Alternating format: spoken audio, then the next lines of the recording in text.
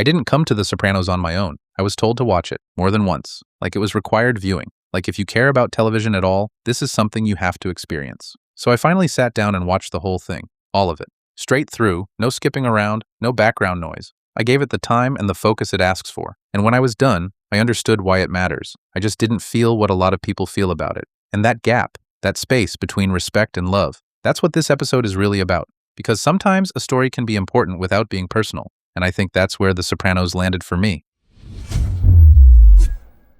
When you first start watching, the show feels familiar. Mob story, crime drama, a guy at the top trying to keep everything together while it all pulls him apart. That's the setup. That's what it looks like on the surface. But pretty quickly, it becomes clear the show isn't interested in where things are going. It's interested in where things get stuck. The show doesn't build toward redemption. It doesn't build toward collapse. It just keeps circling the same problems, showing you how people live inside them, justify them, and pass them along. That's a bold choice, especially for when it came out.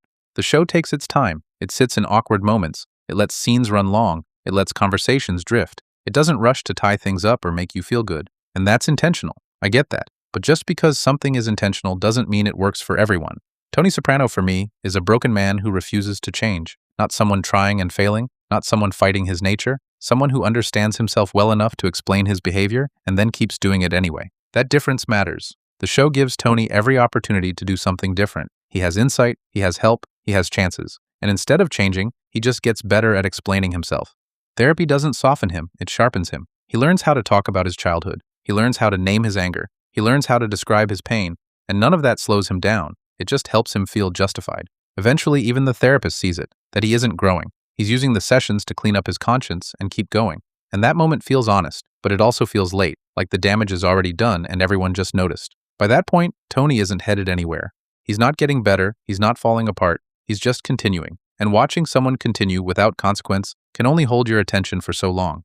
One thing I don't want to gloss over is the cast. Whatever I feel about the structure or the ending, the performances are strong across the board. James Gandolfini carries this show in a way that feels almost effortless. He makes Tony feel real, not cinematic, not glamorous, just real. There are moments where he's quiet, almost small, and then moments where he turns cold without raising his voice. That balance is hard to pull off, and he does it consistently. And the mob crew around him feels lived in, not like actors playing gangsters, like guys who've known each other for years. The tension at the table, the half-jokes that aren't really jokes, the way disrespect simmers before it explodes, it all feels natural. Silvio, Paulie, Christopher, even the smaller roles, nobody feels out of place. Nobody feels like they're trying too hard. It feels like an ecosystem, and that's part of why the show works as long as it does. You believe these people exist. Even when I wasn't emotionally invested in where things were going, I never doubted who these people were. That level of commitment matters. If anything, the cast might be the most impressive part of the whole thing. They don't wink at the material, they don't glamorize it, they just play it straight. And that's probably why the show changed television in the first place. The show talks about family constantly. It leans on the word, uses it as a reason for almost everything. But watching the whole series, it became clear to me that family isn't something Tony lives for. It's something he hides behind. The mob family is full of resentment. He doesn't trust the people around him. He doesn't like most of them. He keeps them close because he has to, not because he wants to. And the family at home isn't treated much better. Carmela isn't cherished, she's tolerated.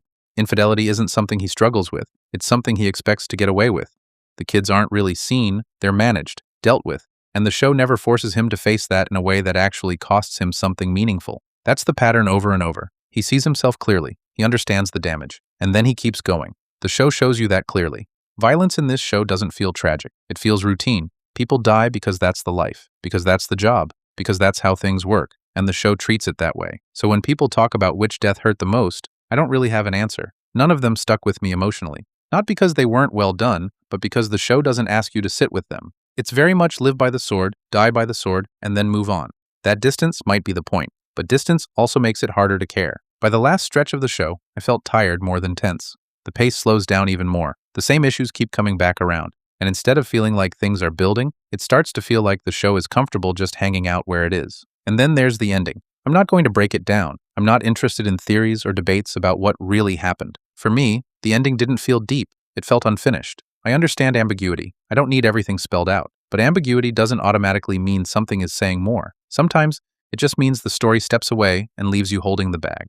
After spending that much time with these characters, I wanted the show to land somewhere, even if I didn't like it, even if it was bleak, even if it was ugly. Instead, it fades out. And for me, that wasn't haunting. It was disappointing. I didn't feel shaken. I felt done. None of this means the show failed. It didn't. It changed television. There's no getting around that. HBO pushed everything forward because of this show. Networks had to grow up. Storytelling got bolder. Characters got messier.